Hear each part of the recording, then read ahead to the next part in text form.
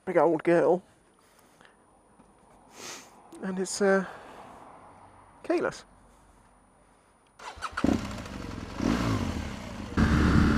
Oh, this does not handle like you think it would. This is really nice.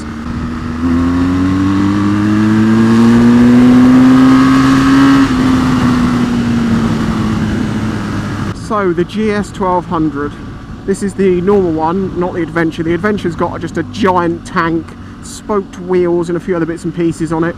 But this is, you know, it's smaller. I find it doesn't fit me quite as well as the XR. I really like the shape of the tank of the XR, but it is very, very comfortable. The seat's really comfy, it's quite squidgy.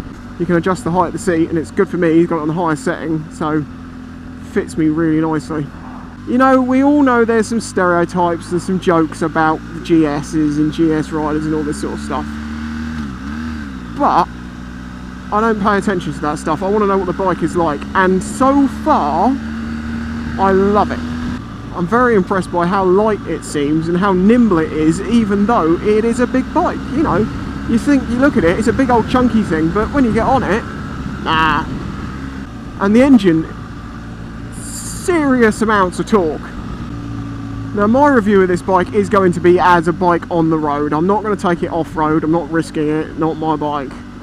So I won't comment on that side of its abilities. I'm doing 30, I'm not going to adjust my throttle hand, I'm just going to play with the clutch a bit. It's a little bit jumpy. I'm seriously surprised by this bike, like the way that it handles and the way that it's so stable. I mean, as I said, it literally, it rides itself. Okay, so I'm in 5th gear. Are you ready for this? Like, how much torque does this thing have?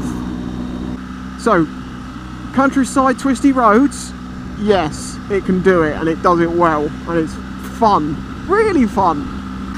Getting up to speed out.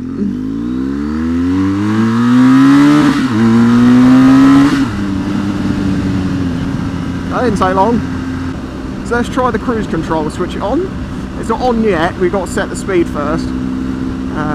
70, bang, there we go. It just goes on its own. You might be able to tell the screen. So if it was just a little bit taller or I was a little bit shorter, or a bit of both, it would work really well. The only wind I'm feeling a little bit of wind on my arms, but not on my chest. So it's not got that, you know, the chest push you get. It's comfy, it's good. And it's just, you know, it's just so comfy, you can do this all day. And tomorrow I'm going to London on this bike, so it'll be interesting to see what it's like, you know, for longer. All wrap the heated grips on, happy days. And to turn the cruise control off, touch the brake, or switch the switch, it just goes off. I know all this gadgetry, all these electronics. On other bikes, you know, sometimes I'm like, it's a bit much, you know, it's not really needed. But on a bike like this, with its intended purposes, they just add to it. And if you don't want to use them, don't use them. Okay, you've paid for them, so you might want to use them, but you know what I mean.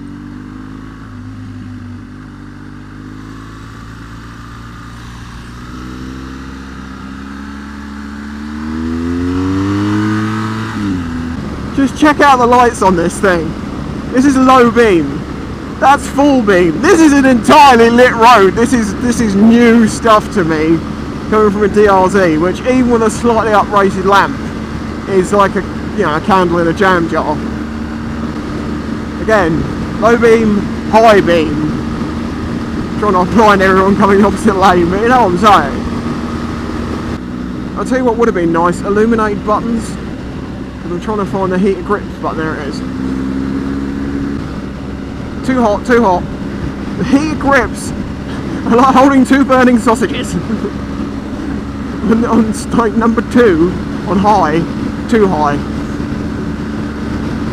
Get some big thick winter gloves on though, that will get right through them. Yeah, amazing.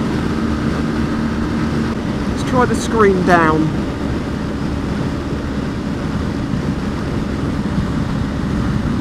Gee, no, actually, that screen's doing a better job than I realised. Well played, screen. I totally get why people, if they're going on some, you know, long world trip or, you know, across Europe or something, why they would want one of these, because it's so capable of doing it. Plus, you've got all the space for the, you know, the luggage. Today, as part of the test, I'm riding to London, and I couldn't think of a better bike to be doing this on, because this is a mile-munching monster. Stick it in sixth, and you can just cruise really comfortably. And it's got plenty left to go.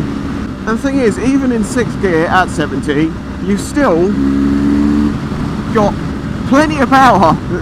You don't need to change down, so you can just sit in 6th and just cruise, and you won't have to do anything. To testify to this bike's mile-munching ability, I have overshot my exit by quite a distance. So now, filtering the GS out of London.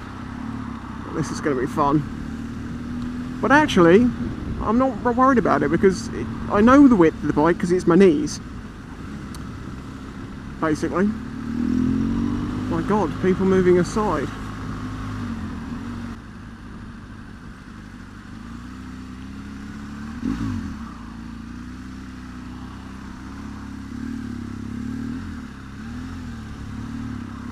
Because it's nimble and it's responsive and the brakes are good, it's fine to filter. I mean, if you had panniers on, I reckon you might have to take a couple of second thoughts about it. Yeah, oh, come on, come on.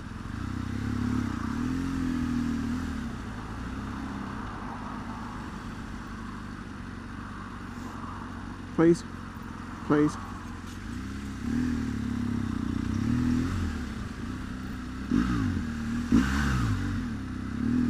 See, I'm a bit of a country boy, me. I like my twisty roads.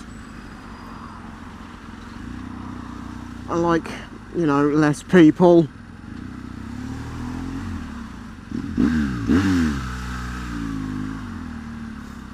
Well, I'm just cruising my way back in the A3. Bike's brilliant. It's just so comfy. It's just cruising along.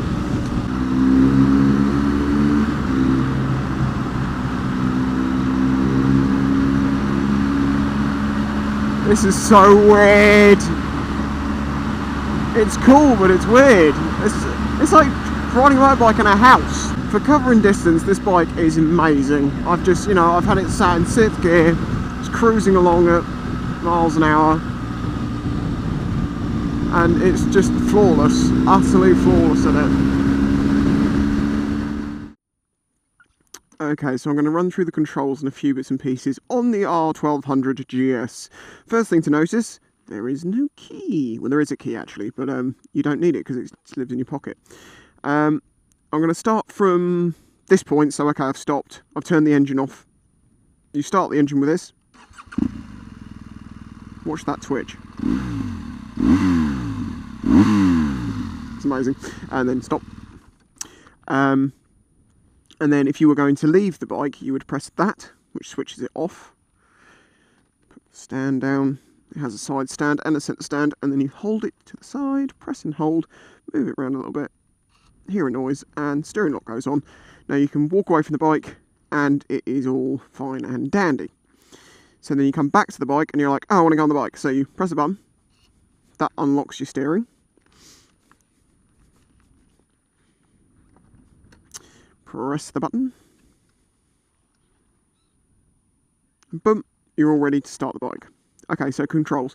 Starting from this side, we have this wheel, which is to do with the GPS system, which isn't on here, but as you can see, it has got a key. That's one of the reasons you use the key. I believe it locks into it, so people can't nick it. So you got that for the control and GPS. Then, starting at the bottom, horn, indicators. This indicator is a little bit small. I've noticed it's a bit sort of, it can be tricky to find it and be sure it is. Maybe you'd get used to it. Maybe a better shape would be better. I don't know. It's just something I find a bit tricky sometimes to find it. Yeah, whatever.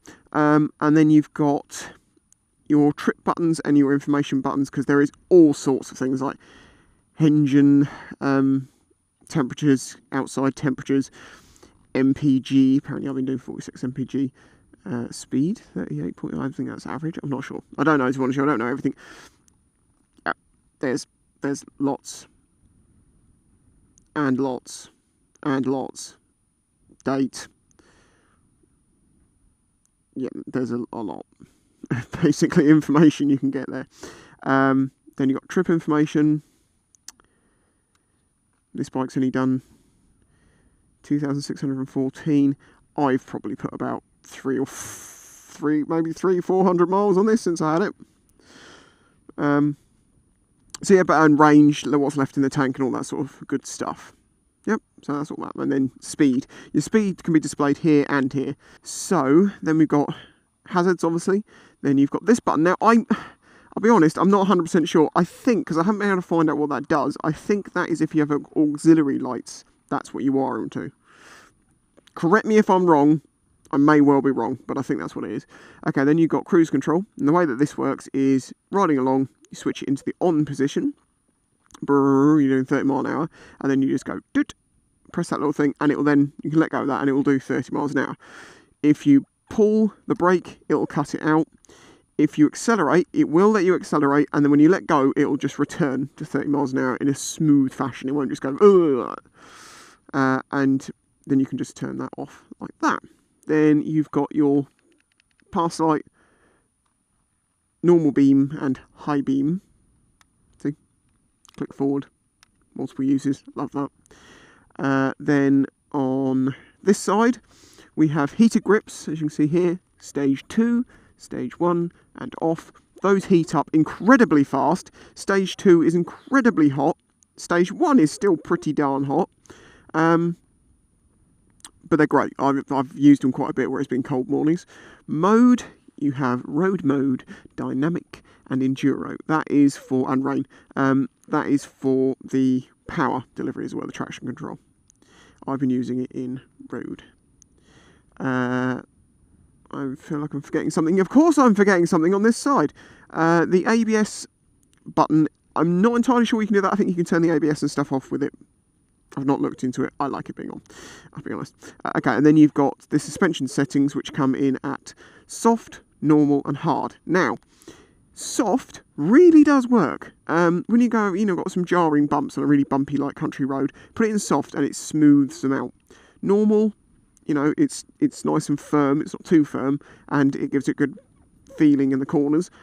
And then hard is for if you've got a really nice road surface, and then you can just, really good. The handling on this is amazing. So, but I've just been using that in normal, and that's been fine for me. Adjustable screen with the windy thing. Wind it down, wind it back up, like so. I found, being 6'4", and I've got the seat raised, which I'll show you in a second, it kind of isn't quite tall enough to stop the wind getting me fully in the face, but it does take a lot of pressure off my chest. As I mentioned, it doesn't need the key, but you do need the key on you, and the key has a key because you have this and you have this, obviously. Now, you turn it this way and it'll pop, he says, turn it this way, there you go, and it'll pop the rear seat off like so, and you've got your toolkit underneath. Only 3 things in it. I'm surprised by that. I assume that's enough to do most jobs, but Then to get the main seat off, you turn it the other way, and this comes off. And what you can do here, so you've got this thing that moves, so that lowers it. You take this out, flip it over, put it in, and basically that adjusts the seat height. And it makes quite a big difference, actually. It goes from being quite low to quite high. I have it nice and high because I'm really tall, but yeah, it's great. That. If you have this seat in its lowest setting, you can actually put this one further forward, and then it sits over the top like that and becomes a backrest. But when you've got it in the high position that I use, it kind of just sits behind there. So it's still like a backrest, but in the lower position it sits further forward. Of course, it is a boxer engine, so you have these coming out the side. No problem with that, they don't get in the way. The only thing you notice about being a boxer engine is the fact that when you rev it, the whole bike goes just very slightly. double discs on the front with Brembos. The brakes on this are amazingly powerful. I mean, like really powerful, but nice feel, and you know, great ABS. Again, Brembo disc on the rear. It is, of course, a single-sided swing arm. This has got the Akrapovic on it. I believe that's an £800 extra, but it does sound very nice. It's not what you call a pretty bike. It's an adventure bike, and they don't tend to be pretty, but it is, I reckon it looks very cool. I like it. Very insecty at the front. All bikes are going very insecty. These are the headlights which I have already, or will show you, are amazing. You've got your normal lights and then this big lamp, and it just lights up the whole road. Quite nice small indicators. Oh, of course, one other thing. Fuel cap. If you haven't got a key, how do you get in there? If you are in range of the bike with a key, you can just pop it open like that. And you sort of have to go and click it back down. If the bike is on, like so, you can't open it. So it's worth knowing that if you're going to buy one of these, because you'll go to the petrol station and be like, why can't I open it? And it's because you've got to turn it off and you've got to have the key in range. Mirrors are quite nice looking little mirrors actually, and they do work. Obviously you've got big chunky pillion foot pegs, big chunky seat for the pillion, and nice big grab handles. So pillion really comfortable on this, and obviously it's got so much torque you'd never know you had someone on the back. This rack is set up to get the luggage you can buy for it and clonk it on, but I guess you can also use these slots for tie-down points. I'll tell you one thing I discovered about this bike, which is if you are at a place and you have a bottle of water or a 500ml bottle of drink, and you're like, where can I put it? There's nowhere I can put it, it's not going to fall over. In there! It fits in there! Just, and it's perfect. I'm sure that's not the reason that hole is there, but it's amazing. Obviously, suspension, as I've shown you, is adjustable. You have a single shock on the rear, and then on the front, it's slightly special. Now, I cannot remember the name for this, and I'm killing myself because I can't remember it. But you have your normal fork tubes, but then that is then attached to this, like, wishbone, which has a single strut in there. Brilliant. The front end of this bike feels great. When you're braking, it doesn't dive into the ground. It brakes. It's so just level, but the suspension's got quite a lot of travel in it. It's very clever. It's very well engineered. And of course, all of this I'm talking about is talking about road use, and that's negating the entire side of this bike, which is the adventure side, that you can take it off-road, and it can do all of these things. I'm not about to take this off-road. This is about as off-road as I'm going to get with it, because it's not my bike. It is quite heavy, but I have seen some amazing things done with these bikes. Oh, well, no, there is no storage on this as standard. Like, there's no undertail storage, nothing. It's what it is. But I guess that's probably because they expect you to just put luggage on it, because it's just made for it. Sounds lovely. We're on dust and dirt. With this much torque, it would spin up, but traction control, see, catches it. The rear brake with the ABS, it's weird, it clunks, it goes cluck, cluck, cluck, cluck, but it won't lock up, look. Weird. The first time I did that, I was like, oh, what's wrong with it? And then I realised, no, that's it, working. In the past couple of days, I've put the R1200GS to more of a test than any other bike that I've borrowed. I've tried it on every type of road that I can think of. I've ridden it to London and back. I've taken it through traffic. And the thing is amazing. I can totally understand why people would want one of these bikes. Even though it weighs quite a lot, it's still very nimble. You don't feel the weight so much. It's smooth, it's powerful, it's got all that torque. The build quality of the thing is excellent. Yes, it's not cheap. That is something that has to be mentioned. It is not cheap. But for all the stereotypes and all of the jokes that people make about this bike, it doesn't deserve them. It is an awesome, awesome bike. It's extremely well equipped. It's not bad looking for the type of bike that it is. Cannot fault it. Other than the only cons I can give it is the gearbox can be a little bit clunky. The clutch is a bit feelingless, You can't really feel anything with it, and in first gear, if you're not careful, it can make it a little bit jumpy. Is there anything else I can add to this? No. It's an amazingly good bike. It does everything that it's supposed to do brilliantly. I can't talk too much about its off-roading abilities, but we've all seen what's been done with this bike in the past. If you're looking at something like this, go for it. It really is a joy to ride, and I am going to be very, very sad to see it go. So there we go. Massive thanks to Barnstormer of Alton. I'm going to put a link in the description to their Facebook. Go and check them out. They do group ride outs and stuff. You can go and test ride the bikes. Lovely people, very accommodating. Go down, see them. R1200GS, done. Very nice. Very nice. I'm taking the A3 back, so I think I'm doing alright. I haven't got lost yet.